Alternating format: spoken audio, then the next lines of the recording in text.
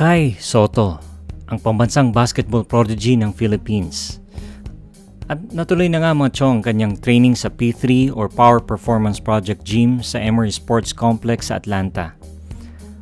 Ayon sa mga information sa internet, maganda ang training progress ni Kai Sotto dahil sa rigorous twice-a-day training nito sa kanyang strength and conditioning coach na si Paddy Hugman.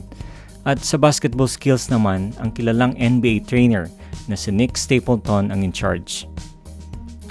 Ang kanyang training sa Atlanta ay hanggang May at muli itong babalik sa Batang Gilas training camp sa Manila first week of June para sa preparation sa FIBA Under-19 na gaganapin sa Greece sa June 29 to July 7 na kung saan makakasama niya si Coach Sandy Arispacochaga.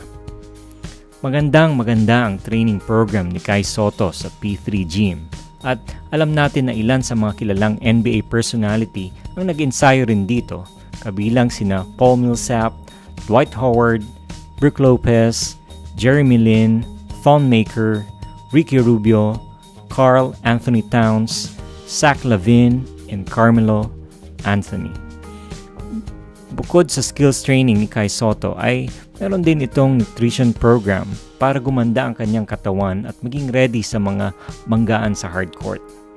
Pati na ang kanyang footwork ay kasama rin dito sa training niya. Kamakailan ay nag-post din sa kanyang Instagram account ang personal trainer ni Andre Blatch na si Coach Rory Jones, habang kasamang iniinsayo nito si Kai Sotto sa Emory Sports Medicine Complex na kung saan nag-ensayo din dito ang Atlanta Hawks team. Nakita rin natin ang suporta sa training ni Kai Sotto ang former NBA player na si Dale Davis ng Indiana Pacers na di umano ay nakatuon pa nito. Sa ngayon mga chong ay nasa tamang direksyon na talaga ang career ni Kai Sotto. Kaya abangan natin pagkatapos ng FIBA Under-19 at sa pagbalik niya sa training sa Atlanta at kung makapagdesisyon na nga ito kung saang European team maglalaro ang ating pambansang basketball prodigy na si Kai Sotto.